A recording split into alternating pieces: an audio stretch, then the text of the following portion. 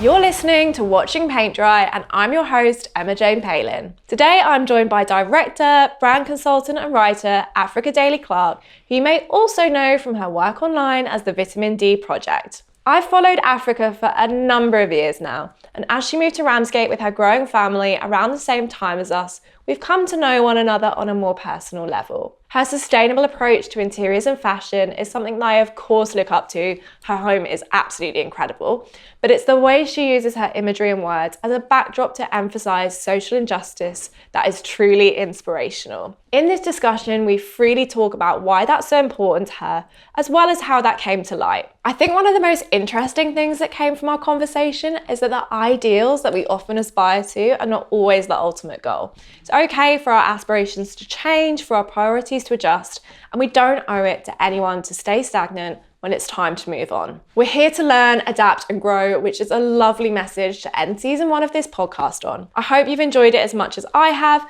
Don't forget to continue the conversation over on Instagram at Our Curated Abode. It's been a blast. Thank you so much for listening. Hey Africa, thank you so much for joining me today. Thank you for having me. Feel like I've got so much to talk to you about. So to anyone watching or listening, please go make yourself a yourself a cup of tea. When we first met on the internet, on Instagram back in the day, we were both renting in London. So completely different life to where we are now, because now we're both homeowners by the sea. But I think lots of people, myself included, were really drawn to you from telling your rental story, particularly because you were in an ex-council house, right? Social housing, and it was just a story that, you know, we weren't used to seeing necessarily. Like, people don't talk about those things on the internet. I'd love to hear why you started sharing your journey. I think it was at a time in my life where I was using my images to kind of like lure people in for topics that are important to me. And at the time, the bulk of that was just my kids, literally just like shot on iPhone, just like, I'll post a picture of my kids doing this little thing and I'll talk about something that was important to me. And it got to a stage I was like, I don't really want to be showing my kids in that frequency anymore, but certainly not for those kind of topics. And I wanted to be sharing another part of me that kind of like added to the story that I was already discussing. So it was home, and I knew how emotive home was, and I knew how it made people feel when they got an insight into people's homes.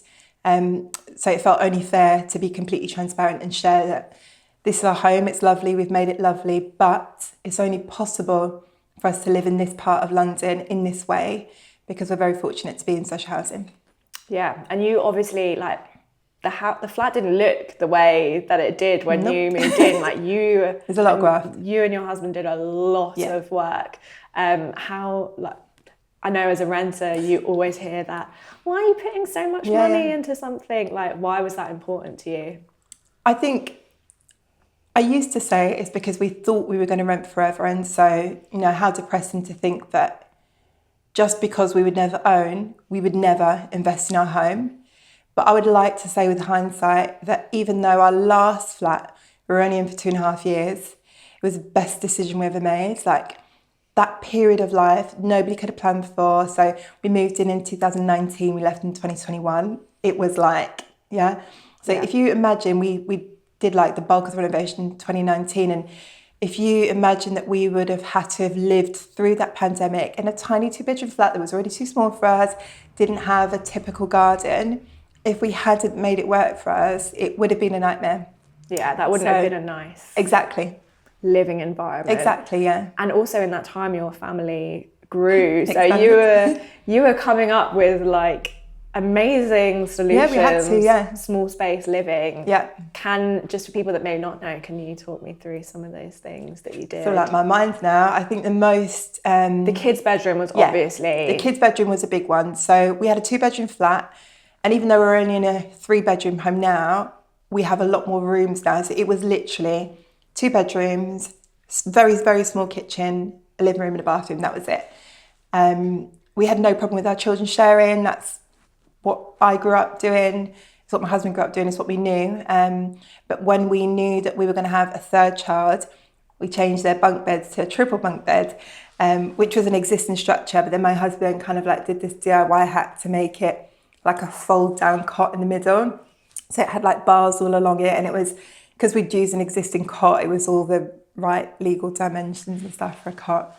The other thing I really remember is the pull down laundry rack. Was that in the hallway? It was, but you know, it's funny because in my mind, like everywhere that I found those, they were in massive sprawling houses, and I just thought, this is perfect. It's like the exact width of my corridor. I've got nowhere to dry my laundry, so it worked for us. Yeah, these aren't the kind of solutions that you see in the glossy interior mags. They're not that we're used to seeing. They're not. Yeah, I think it was a really it was basically really refreshing. I think for so. People to see. I think so. I think it was nice for people to see.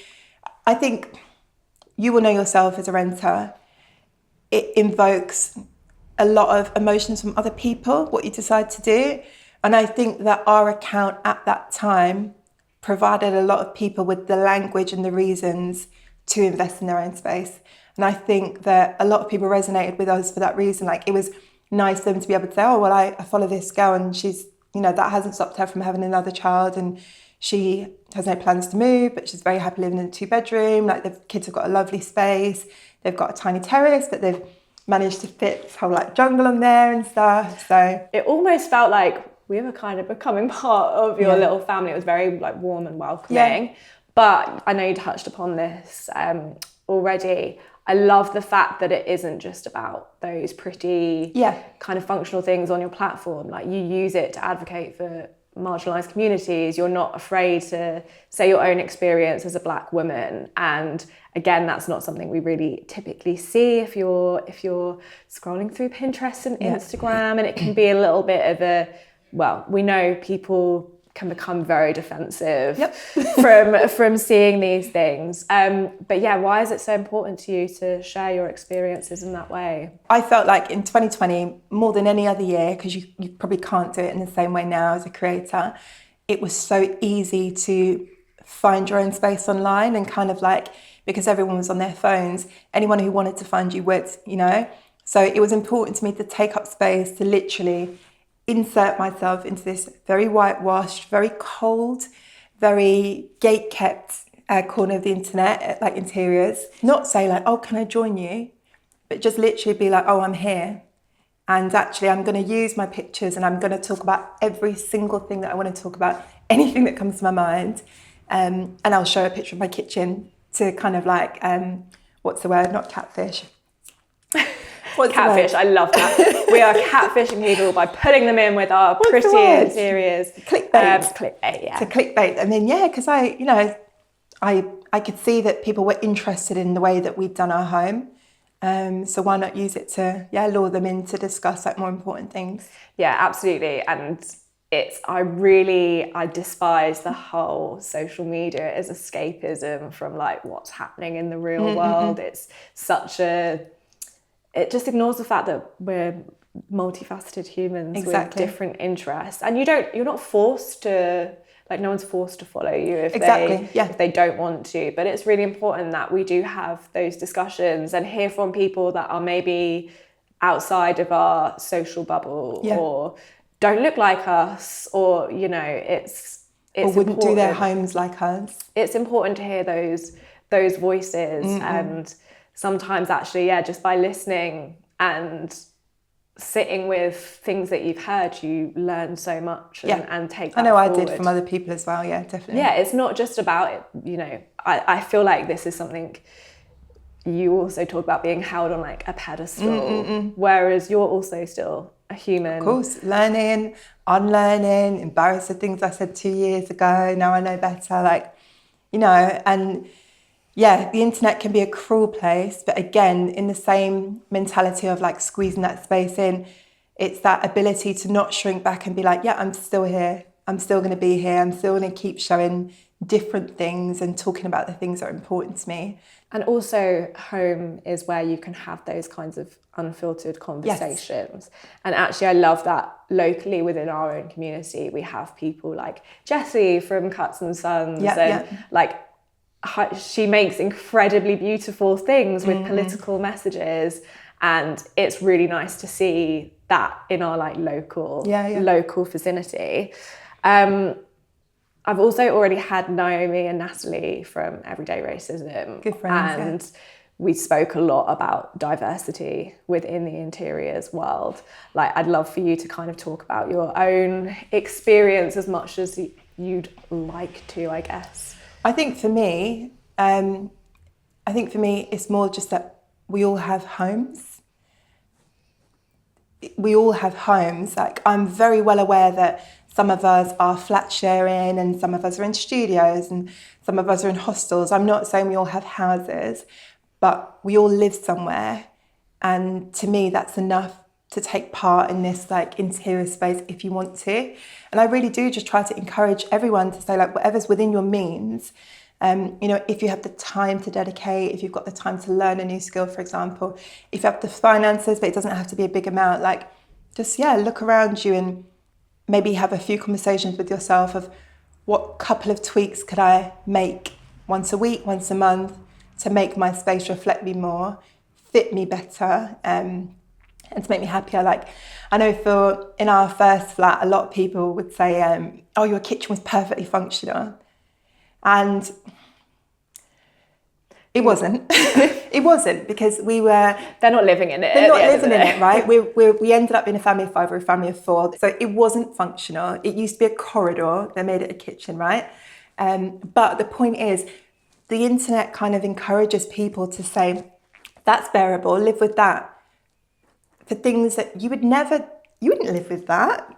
You would not want to live in that space. And if you did live in that space, you wouldn't be as creative as you are, you wouldn't be as happy as you are, you wouldn't be as inspired as you are to go and to do the things you do. So why do we expect other people to live? It's that apathy. Why do we expect other people to live in a way that doesn't trigger the best of them, for example? Yeah, this is something that's come up time and time again, of kind of the feeling and emotions that actually your surroundings have on you. Exactly. And they really can impact your day-to-day life. Yeah. And I think some people don't think it's important, which is fine. Like, for some people it might not be, but if your mood is affected by your surroundings, then there's some really simple things and that also, you can do. Just give it a try, because maybe you don't know your mood's impacted by it.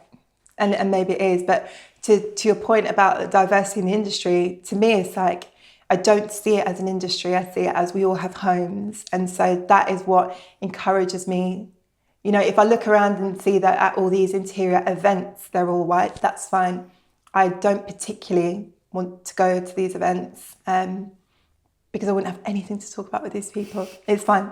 Yeah, it's absolutely fine. It is true. There is a lot of different issues within the industry, Right. but actually one of the things that I've spoken about before is, as much as Instagram and social media, there are downfalls to it. It's also like, it's become a space where everyone can share. And a lot of people don't like that, because you can blacklist me from your campaigns, which has happened a lot. You can blacklist me from your events, but you cannot take my audience away from me. You cannot stop me from showing what my plans are, what I'm going to do, what I've done. And I feel like that's a real privilege. Like, that's something that even 10 years ago we couldn't do. So I try not to allow the fact that very few people look like me in the industry stop me from thinking that I can't get anywhere.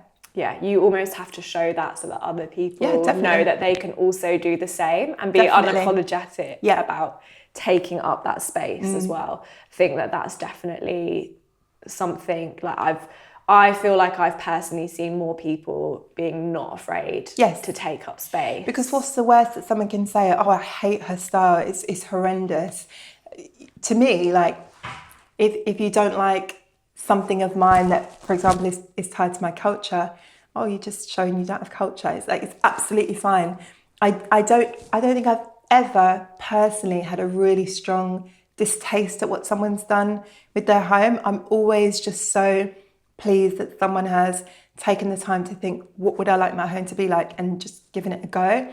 I don't think it's ever like given that emotion of like, oh, that's disgusting. I find it really strange. Yeah, I'm exactly the same. It just doesn't, like, if something's not my cup of tea, that's absolutely fine. I don't need to tell them. Yeah, well, we don't need them. And two, like, that's what they're into. Like, that's what I want to embrace and champion as, like, doing what I do. I want people to have a home that reflects them. Yeah, absolutely. And I really actually wanted to, you spoke about kind of bringing culture into your home. Like, I love that there's so much heritage and history in your home.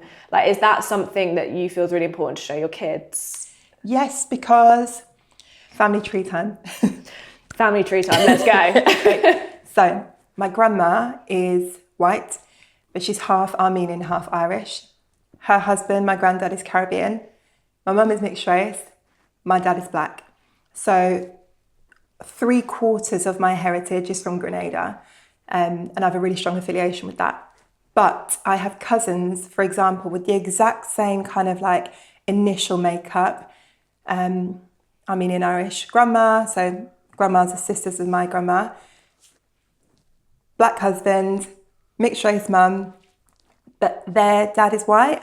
And I've just seen the difference in kind of like, I can't forget my culture because I'm reminded of it all the time. It's the way I'm treated. You know, I might as well relish my culture at the same time, whereas my cousins who are white passing can kind of get away with knowing nothing about their culture and might not have any desire to do that, which is fine. And I just think to myself, you know, my children, they're third generation now. If they weren't black, nobody would know. You know, like if they're Polish or something, like nobody would know and they'd be able to assimilate a lot more. I kind of feel like it's a disservice to my children who are always going to get asked where they're from and are always going to get asked, like, what's your national dish and what do you cook at home, things like that. It's a disservice to not share their culture with them.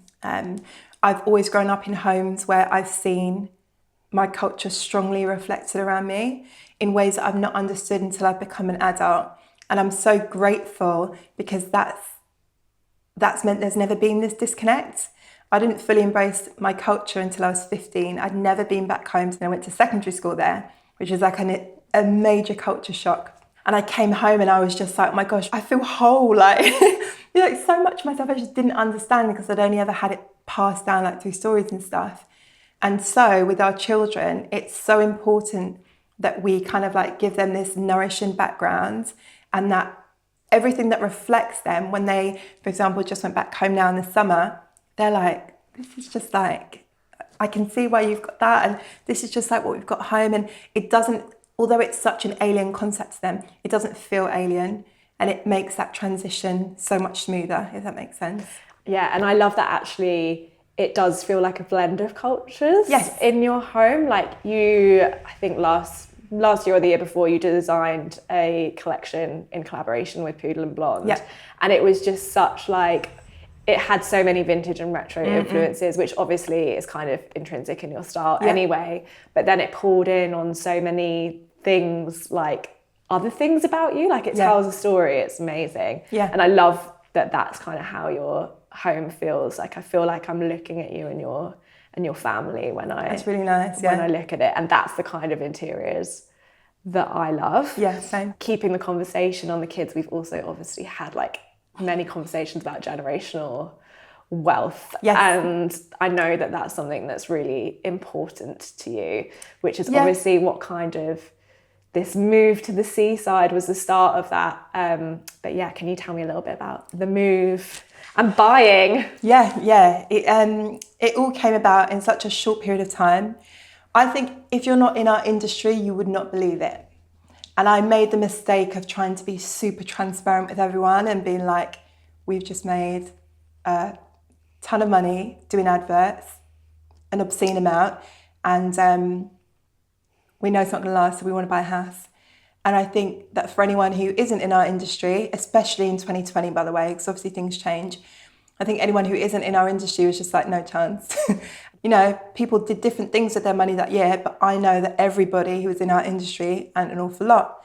Yeah. And we just thought it's now or never. We were living on this incredible street with incredible neighbours. And I hate to say this, but I attribute the fact that they were incredible to the fact that They're all living in these lovely homes that they'd paid off decades ago in a lovely part of cultured London where, you know, like Holloway was there, Camden Road was there, but they were in this like super peaceful area. You could hear the birds all the time, covered in trees. And I just thought to myself, my gosh, I would love to be that calm. I'd love to not have the stress in my life. You know, we're seeing all our neighbours have the same house as us, but we're living on the middle floor and like there's 3 families in ours. And there was never a resentment because we were so like enveloped in that community. And because of the pandemic, we really got a taste to spend so much time with our neighbours. And I said to my husband, I said to Jay, like, if we ever have an opportunity to have the kind of life that we're kind of living on this street, but on our own terms, we have to take it. And I would literally say to you, our house now is carbon copy of our last house, but it's the whole house. Lovely quiet street, lovely neighbours. Everyone just goes about their business but checks in on you. If they can do anything for you, they will. And we could never have had that in London. And because we're born and raised there, we never had that desire to cling on to it. I miss my family so much all the time. Other than that, it's best thing we've ever done. Yeah, I think that the community here is really lovely. Like there is definitely, you know, a few, like I feel like there's a bit of a people spread kind of like horror stories about these seaside towns. But they have to, don't they? Otherwise everyone would move. Yeah, it's true. But it's actually a really like nurturing, loving community that is full of lots of different people and people that maybe on paper don't necessarily, like you wouldn't think maybe get on, but everyone actually does. And like walking down the street is a pleasant... It's a slow walk as well, isn't it? It's like a 30-minute walk to the shops because you just keep on seeing everybody. I would love to know if your home is your forever home. I know that you have spoken before about a dream of buying a house at auction. Yeah. Is that something we could maybe expect to see? Is it still, you know, on the wish list? So this was the auction dream house. We didn't buy it at auction, but it kind of like the house by the sea, the fixer-upper. It was very much a forever home. And I'll be honest, on paper, I don't think we'll ever find more of a dream house. But my dad passed away a year ago and it was really out of the blue. And it just changed everything for us. He was very much a father figure to my husband as well. So it was really like an equal shared grief. And my dad had got to see my home, which is incredible because I hadn't seen him in like 6 years. He'd retired back home.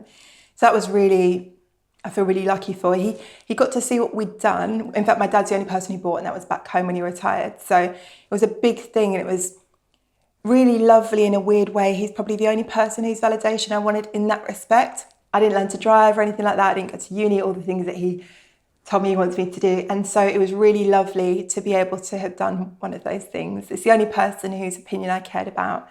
That's so lovely. Yeah, it was. It felt really special. And we literally lost him the next summer. But it just changed everything because my dad had lots of children. He was an amazing dad to us all. And kind of like when the person goes, it's not about the house. It's not about anything. It's the time that you spend with those people. And I think to myself, in the last 7 years, I saw my dad twice.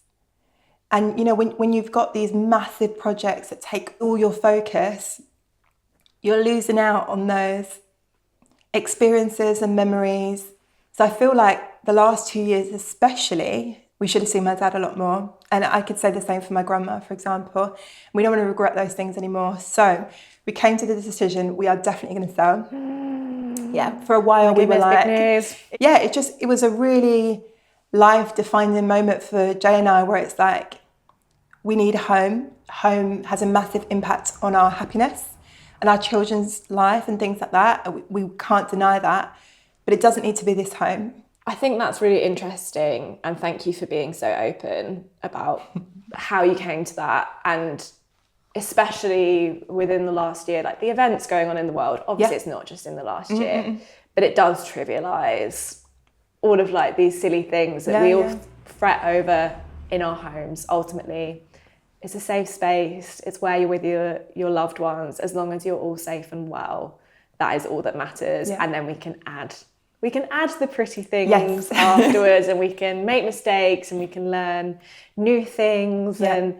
But it is very interesting that you kind of almost did this very like the societal thing of like going in for this big dream home because that's what almost we're told we have to work up to. And I think that that's really refreshing to hear you also say, actually, this way didn't work for us, like as you always would. Like you're never going to not be yourself on the internet, in person. So it's nice for people to be able to be like, oh, okay, cool, yeah. Africa said that this is okay. Africa said it, so let's sell. I'm terrible. I watched one episode of like Escape to Chateau. I'm like, Jamal, let's move to France. It is. You've got to be flexible with yourself because who the heck are you doing it for otherwise? You really have to go with, you know, I'm sure someone would say to me, I think you have Forever Home in your bio. Of course I did. I treated this home like it was our forever home. Like we did it in stages, we did it lovingly, we did the things that made sense to us. We didn't treat this house in a way for it to sell.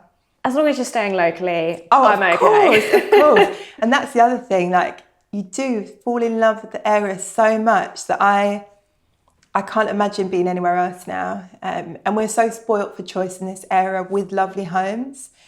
So many old homes that haven't been carved up yet. Well, I'm excited to see what's to come. Yes, me Fingers too. crossed for the house sale. Thank you. Do this as a promo if anyone wants to. Exactly. Come and look if it's still available. Definitely. Going to wrap things up with some quick fire questions, just to, you know, a little bit of fun. See what I'm terrified. See what your thing is. I feel like I know what your answers to these will be already. Okay. But let's go. Ready to go home or a renovation project? Renovation. Minimalist or maximalist? Maximalist, but I am loving that we just pulled all our last flat and just spread it out and not getting pulled into packing it out more. So yeah, but still maximalist. DIY or hire trades? Hi, my husband.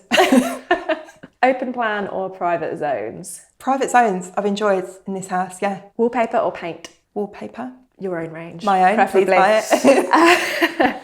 Dining table or TV meal? I'm terrible. For the kids, it's dining table. For us, it's TV. Because we rush to get the kids their dinner straight away. That is the only reason. To be fair, this is quite interesting because we did say that kids actually do make you sit around a dining table because you don't really want them to sit in front of the TV. Yeah, they could never. But yeah, we do too often. Big light or little lights? We have not got to the stage of buying the lovely little lights yet. We never quite got there. So it's got to be... I'm sorry, no, you can't be a big light person. I'm not, and it pains me. But we've not got to the stage yet where Jay said run wild and go and buy loads of lamps. So no, your little lights. Sorry. Carpet, yay or no? Nay, but I do love Sizewell now. That's my like in between, yeah. New or vintage? Vintage. Painted ceiling, yes or no? If somebody else wants to do it, go for it. Not for you. Not for me, yeah. Thank you so much for joining me. Thank you for being so open and honest and sharing, and it's been lovely to have you on. Thank you.